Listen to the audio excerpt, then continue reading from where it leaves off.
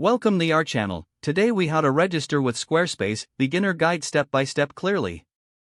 To begin registering with Squarespace, open your web browser.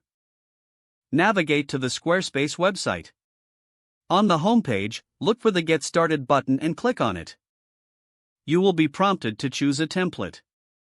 Browse through the available templates to find one that suits your needs. Once you've selected a template, click on the Start with this design button. Next, you'll be asked to create an account. Fill in the required information, including your email address and a password. After entering your details, click on the Create Account button. You may also have the option to sign up using Google or Apple for quicker registration. Once your account is created, you'll receive a confirmation email.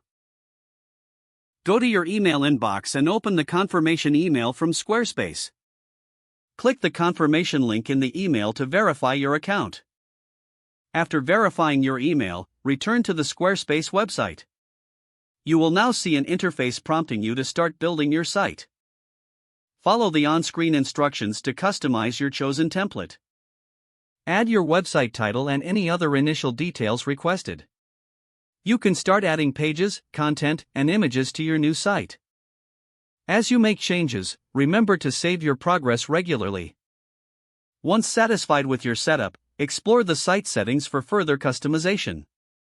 When you're ready to publish, locate the Settings menu. Find the Site Availability option to set your site to public. Squarespace will then guide you through any additional steps needed for launching. Congratulations, your Squarespace site is now registered and ready for use.